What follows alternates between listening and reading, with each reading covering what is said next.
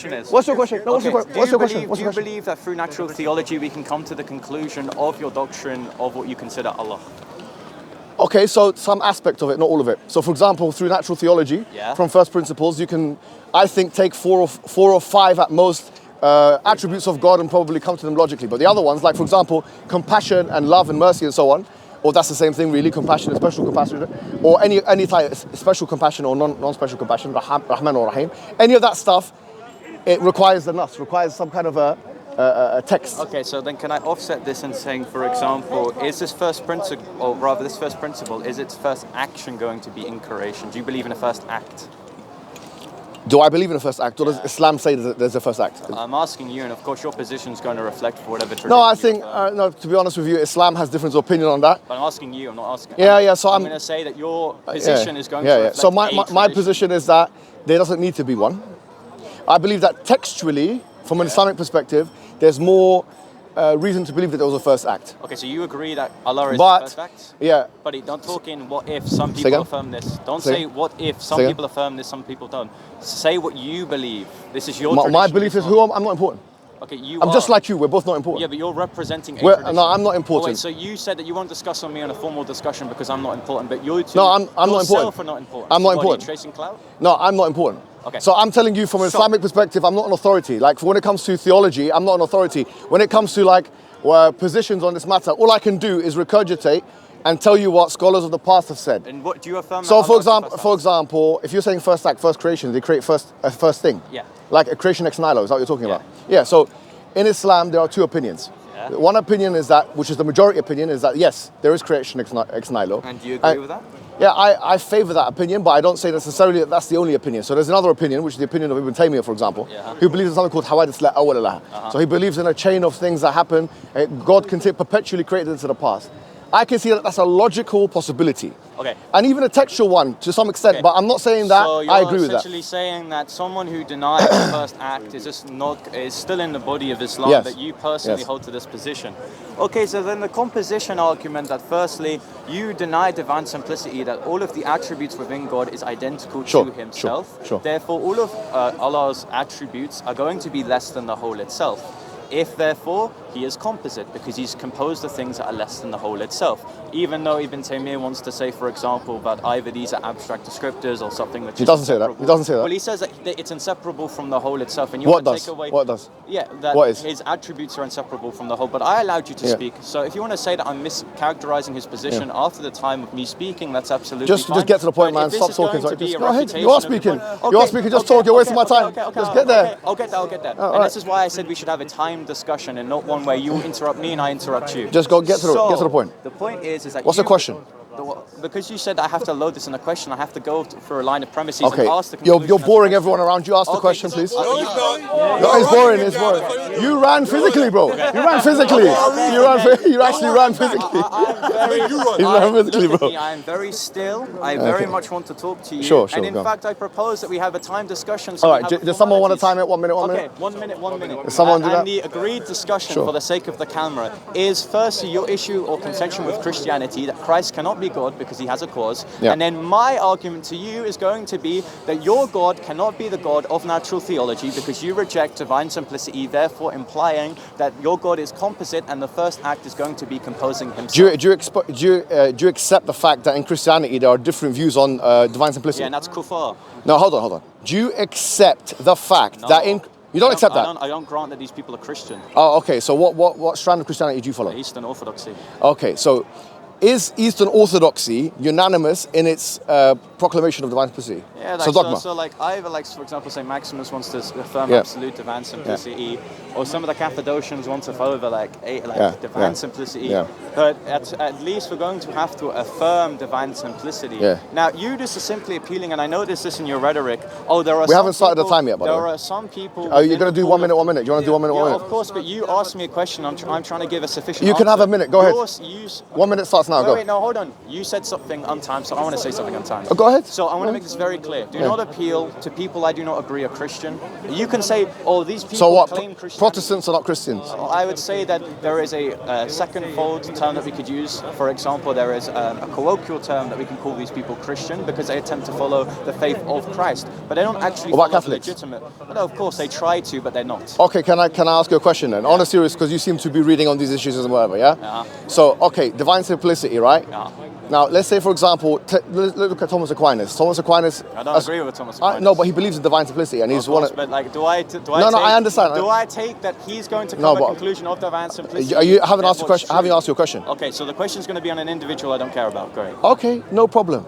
But what I'm saying is that he divided the attributes of God into univocal, equivocal, and analogy. Do you accept that distinction or not? I mean, in terms of, for example, his understanding of Scripture when it says, for example, like God. Do you understand these distinctions? Do you understand this or not? Yeah, but like, I want you to argue why I should take Thomas Aquinas as a source. No, I'm not. That wasn't my question. Yeah. My question was not that. Listen, I don't have to concern myself with Aquinas. That's the point. So let's actually get to the argument. Bob, that's not my question. My question was. And my clarifying question to you is why should I care?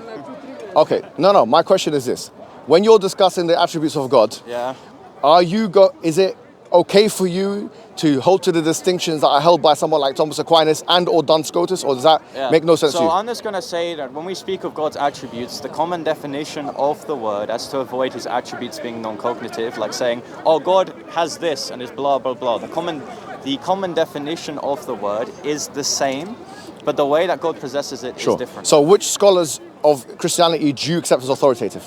I mean, is this going to be the scholars that I can agree with are the corpus of the church fathers and the canonized saints? Sure. So someone like Gregory of Nazianzus, someone like Gregory of Nyssa, you would accept as authoritative? Oh, of course. No. Beautiful. No. Okay. You notice how I said I can agree with them, not that I have to. There's a distinction. No, but is that not the case in Greek Orthodoxy? Yeah, I can agree with them. Only theological claims at synods or councils which are dogmatized. So, for example, I don't have to say that Cyril is authoritative, but I have to say his letters at emphasis are. You see the distinction? Yeah, I see the distinction. So, I'm making that very clear.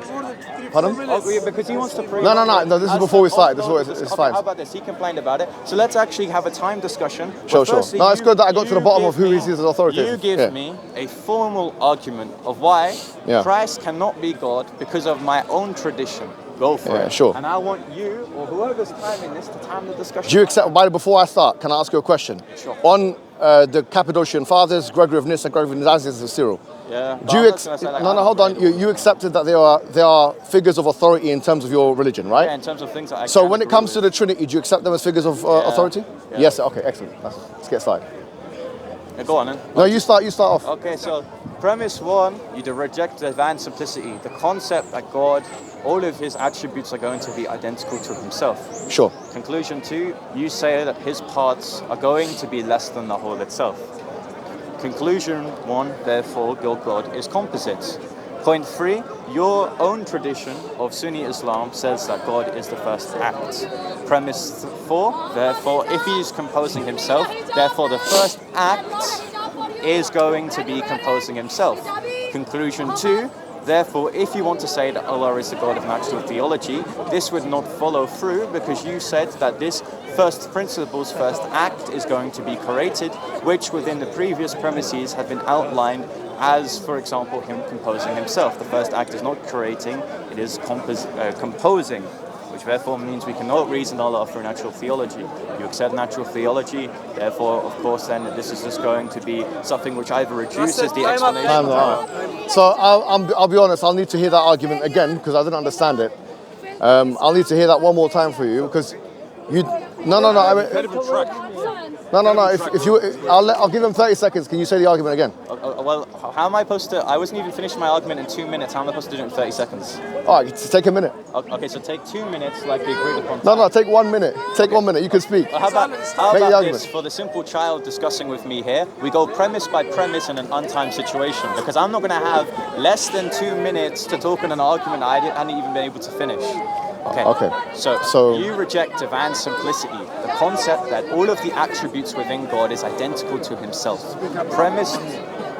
premise 2, you say that the attributes of God are less than the whole itself. Conclusion 1, therefore your God is composite. Conclusion 3. Why does that follow?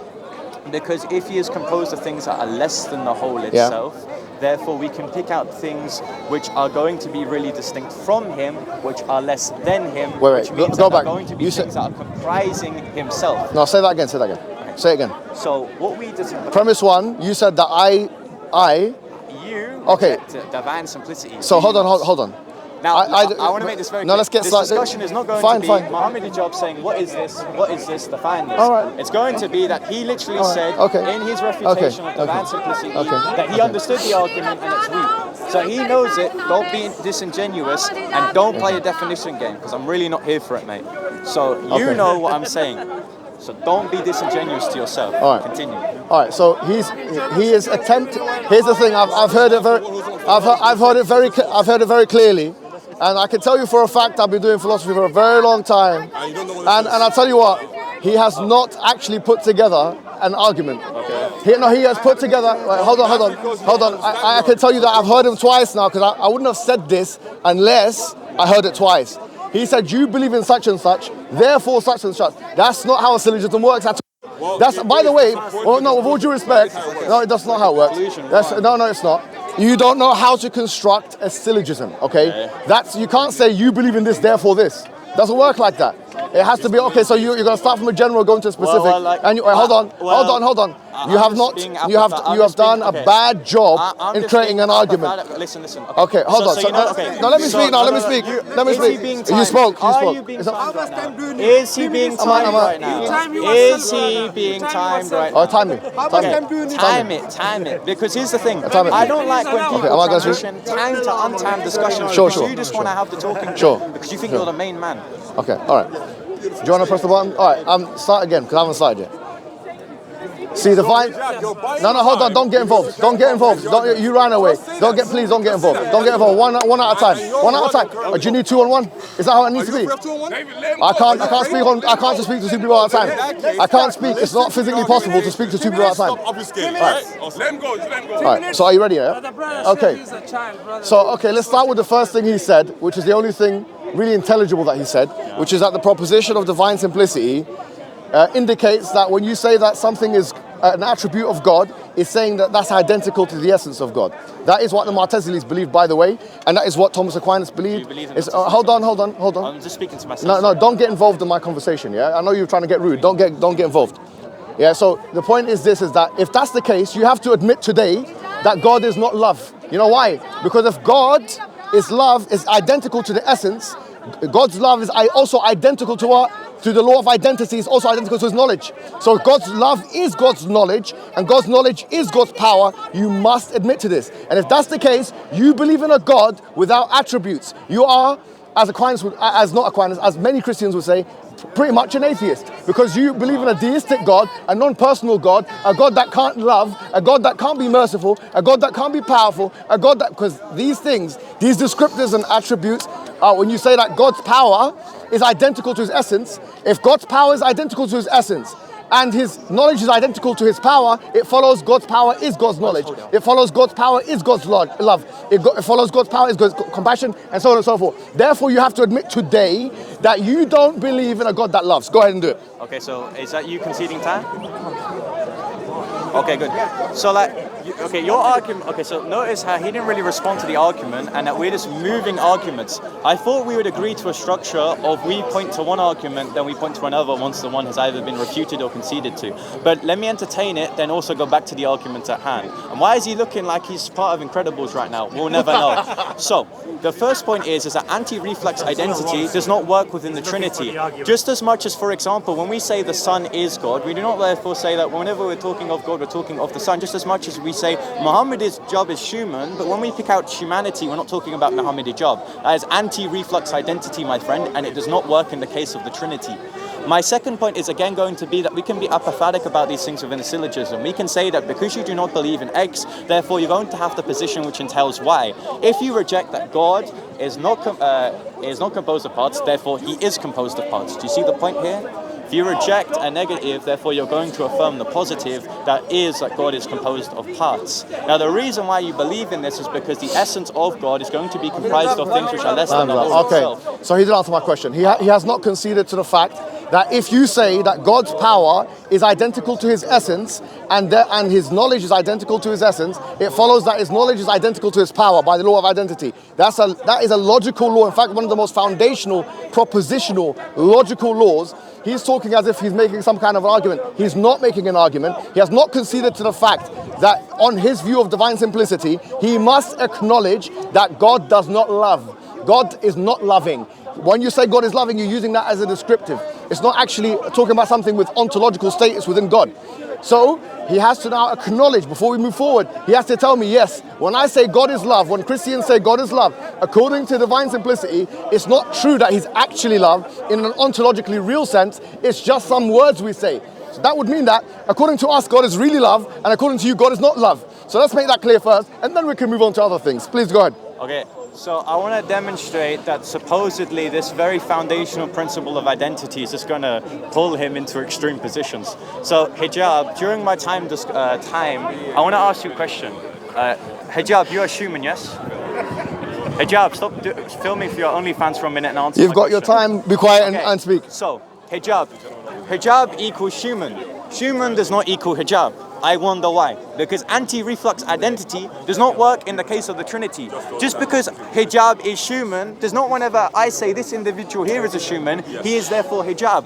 I wonder why. Because identity does not work in this way. I can be identical to the divine essence, for example, whilst also, for example, possessing hypostatic properties. Hijab can be identical to humanity, whilst not everyone who is human be identical to hijab. So can you concede that this concept of identity is not sufficient in all things? And I can make the argument for why, in the case of the divine essence, it also does not follow. So I want him to at least reiterate what I said, because he did not answer my question when I said that I was going to allow him to speak in my time. Now can he stop posing for his OnlyFans? I'm 16! Well, I know you're 16. You sound like a 16-year-old. Hijab and pedophilia. They go hand in hand. You're the one touching him, boy. You're the one touching him. You keep touching him. Touching him, but you want to watch him? You're touching him. Anyway. Whatever, hijab. Anyway, the point is this. Around this all day. Okay, thank you very much. Is it my time? Is it my time? Yeah. All right. A moment ago, he was shaking his chest in front of you. The point is if you use it with a universal outside of God's essence. So here is the difference: is if I say that animality or horsiness or any kind of universal that exists within, and then I say X is equivalent to Y, and Y, then yes, there could be a difference. But we're not talking about that. We're saying that if God's attribute, yes, is the same as his essence, we're not using a universal here. This is not a genus or universal that a nominalist can say in his conceptualizing is some kind of thing which is abstract from God. We're saying we're using God to compare him with God. So I'm saying that according to divine simplicity, this is what they say. The divine simplists say that the attribute of God is equivalent to the essence of God. So if it's equivalent to the essence of God, if God's power is God's essence, then and God's knowledge is God's essence, it follows God's power is God's knowledge. It follows and so on and so forth. Which means when Christians say God is love, if they believe in divine simplicity, they are lying to you. That's what it means. It means they don't actually believe in God being love in any real ontological sense. That's it. So can you concede that? Can we move on now? Because you haven't really argued for why the argument follows, right? You're just bringing a case of identity, that being anti-reflux identity, then already assuming it applies to the Trinity, by then saying an arbitrary criteria of this identity being in play is that a universal has to be the thing that we're talking about. I again don't have to concede to this, you have to argue for it. You notice how for someone that was picking out my poor debating skills, he already runs from an assumption, from an argument he's already ran away from. He ran away initially from an argument against composition, then ran to my position whilst having an argument that assumes a principle of identity to which I don't agree to. So I want Hijab to argue for why this thing actually follows. You were just being apathetic and saying it's not in the case of a genus, therefore it has to be in the case of a particular, for example, that anti-reflux identity does follow.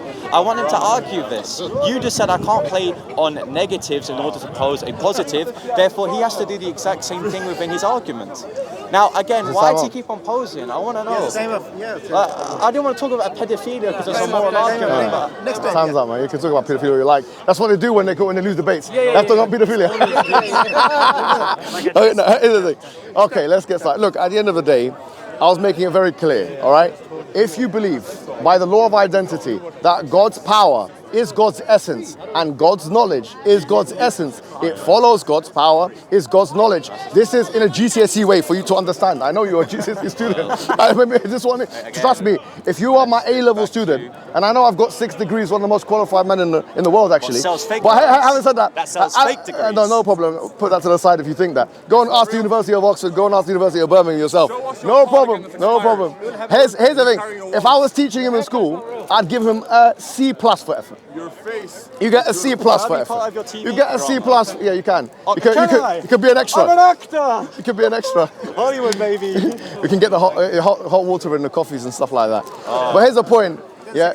The point I'm making to you is, if you can't concede this, we could just move on. I didn't say anything about the Trinity. It gets worse if we talk about the Trinity. Way worse.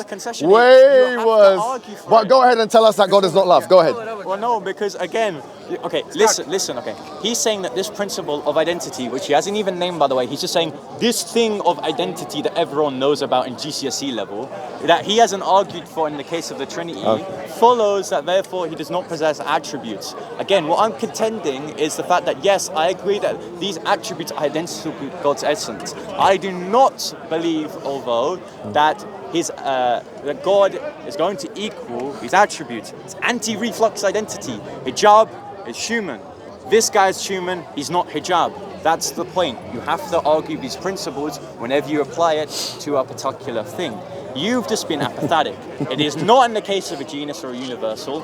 We're talking about a particular, therefore it follows. It doesn't. You're just saying in some cases, in this case, it works. Therefore, if it's not this case, it shouldn't work. It's not how you do debating, my friend. It's a false assumption. You want to say you want to move on because you've got poor rhetoric. So far, we've moved to Allah that you believe can be proven of its own merit. Time's up. Look, now it gets worse because I'm going to put him to bed now, sleep, and maybe he's going to get some sexual thoughts. Sorry to say when I say this because I know he's lost pedophilia. But here's what I'm going to say. Be quiet, my friend. Be quiet. You keep talking about pedophilia every time you see me. I don't know what the situation is. I don't know. Sure, I'm not going to bring my kids here. I'll tell you that for sure. I mean, this guy here keeps talking about pedophilia. But anyway, the point. Let me start my time. The point I'm making to you is now. We've said this and he tried to defend it and he has no defense. Because the thing is, he's in a dilemma. If he says that these are actual attributes with an ontological status, then he affirms the kind of composition he wishes to deny. If he says they're not, then he actually falls into a kind of collapse of attributes, which leads to not believing in any of the attributes, including God's love, which means you can't, as Christians, say that God is love. Now, Muslims can say it, so that's, I don't know why you haven't admitted it. Number one. Number two is this. It gets even worse when you go into the Trinity. Do you know why?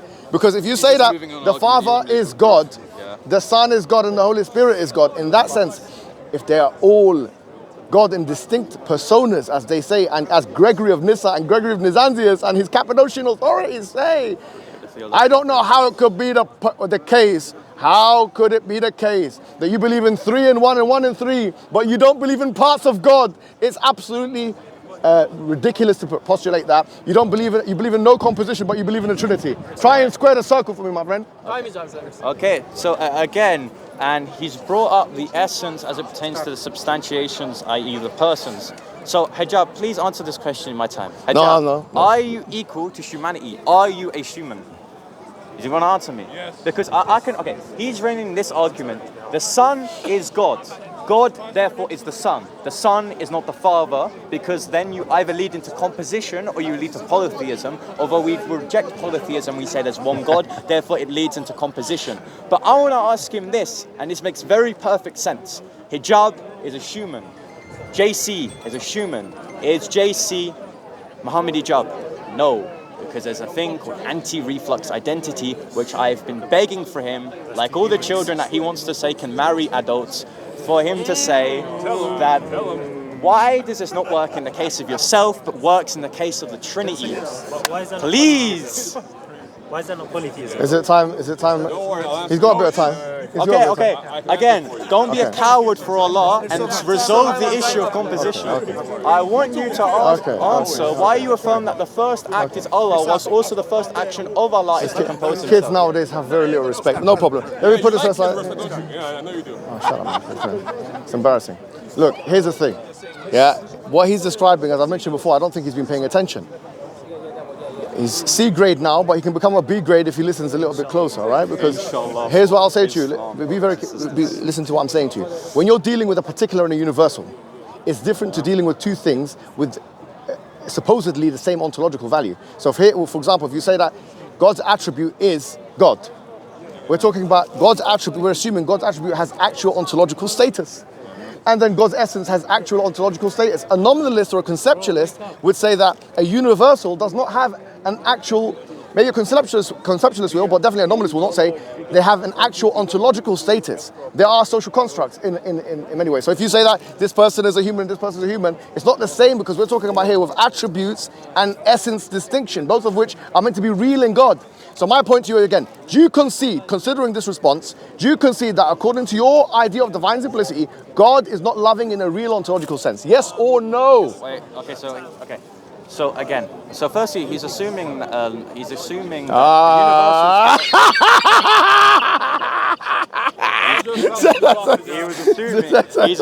universals don't really exist. He's assuming that universals do not really exist. I'm just going to say, and to avoid that language has no real meaning. Needs to speak to you for 1 minute. Okay, when I finish with this guy, I'll come to you. Serious issue? I'll come to you in a second. Very serious issue. I'll come immediately. Let me just finish with this guy. I'll start talking to him next time. Okay, so the reason why universals have to really exist is because we have to avoid the fact that language therefore becomes meaningless. So for example, when we say that Allah has attributes, we're picking out this normative definition of what it means when we say that Allah is loving, for example. If we want to say that, in fact, this is not a universal, it can be anything mind-dependent upon the person. The common definition is what we're going to pick out in the universal of what we're referring to what is love. So why are you assuming that universals do not really exist within your argument? That's my first point. My second point, again, is you're just saying that it does not work in the case of a universal, or it does work in the case of a universal, even though in a particular it doesn't, and you're then just assuming that these universal natures do not really exist. Okay. So if universals do exist in a platonically real sense that he's talking about, like what Plato believed, that there was a whole place there where the universe exists in a perfect sense, if they do exist in that sense, then his argument falls. Because actually, his argument only makes sense, his response only makes sense if the universal is not real. If you're saying that, for example, Mohammed is a human and you're a human, and so therefore me, I'm not you, if that's what basically he's saying, humanity here is a universal which is not real in that sense. If it is real, then it does become a contradiction. Because if there is such a thing as a personified, manifested humanity or perfect human person, which Plato believed there was some kind of man there standing maybe in the heavens somewhere, Neoplatonic realism, if you believe in that, it actually does fall apart, which means if I'm that guy and you're that guy, how can we both be that guy at the same time? It's a contradiction. The same thing applies with the Trinity, and the same thing applies with your attributes of God on divine simplicity. So you fail. You fail. D- actually, but because you've been a little bit cognizant, I might give you a C+ and pass you, but I'm going to give you one more chance. Do you admit that God is not love, yes or no? So I've got a question. So let's go back to the analogy of Muhammad is a human. What exactly are we picking out, or what exactly is being invoked when we say Hijab is a human and JC is a human? Of course, there's going to be this common definition that is invoked when we say that these two subjects are the same thing. Just to say that they don't really exist, I don't hold to this Neoplatonic understanding of that there is a perfect can of Coke that really exists somewhere else. I'm just not saying that they have to be conceptual or mind-dependent on the person. That's metalinguistic nominalism, which I don't hold to, although you could hold to, therefore meaning that language has no definite meaning. But I want to ask Hijab this. He says they don't exist at all. They don't have any ontological status. Well, that's what you just said on camera, and they'll pick that out. And again, he wants to answer me when he thinks it's going to better his argument, but when I actually want to ask an honest to God question within my time, he doesn't want to because it will not help him. Now, what is being picked out when we say that Hijab is a human and JC is a human? Okay, that's my time now, yeah? So, has he got a couple of seconds left? Whatever. All right, cool. So here's the point. Here's the thing. I haven't declared my position whether I'm a conceptualist or a nominalist or whatever I am.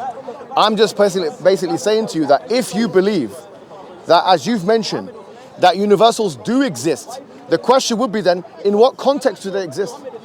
In what context do they exist? Is it in a Neoplatonic, real kind of context? If not that context, then what context?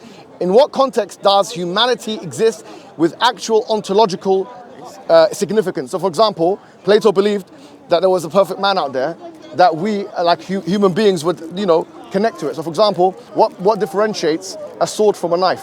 According to Plato, there's like an archetype of what a sword is somewhere, an archetype of what a knife is somewhere, and then wherever corresponds with that is a line. Now, if you don't believe in universals like that, if you believe in universals are real, the question in number one is, in what context are they real? And number two, how is it not now a contradiction?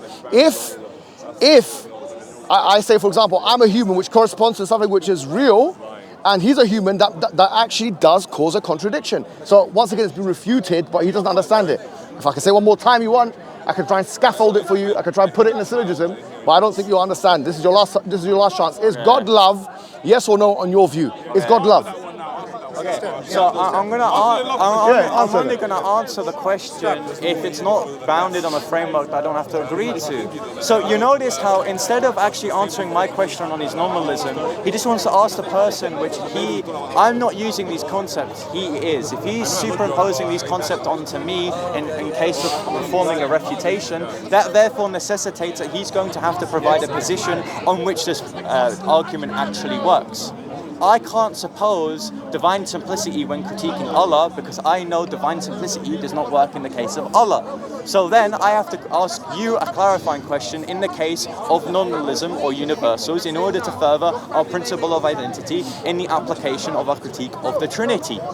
So then what do you take then to be nominalism, or what is your position on nominalism? Because I would say metalinguistic nominalism, or any form of nominalism rather, is just going to lead to concepts like humanity being meaningless. Because again, I'm asking you this when I said to you that anti-reflex identity does not work in the case of this particular, the Trinity, and this universe of humanity, and you're contesting with the universals. So what is being picked out when we say the universal of humanity? If you want to say it's mind-dependent, it has no meaning whatsoever. It's non-cognitive. Humanity could mean pedophilia in the case of Mohammed Hijab, which it probably does. All right, so just because you said that, you've lost privilege to talk to me. Okay. Now you can go back and honestly, don't disrespect, because I know you can do it to your dad, you can disrespect your mum at home, you can disrespect your dad, you can disrespect your Uncle Barry. Don't come and talk about pedophilia and stuff like that. Don't disrespect. No, hold on. He started first. I haven't come to you with anything like that. I haven't disrespected you like that. Well, hold on. I haven't. The first thing you said on camera is not. Not worth your time. Sure. But that's not calling you a pedophile, is it? That's saying you're worthless. So now that you are worthless in my eyes, you're gonna see my back.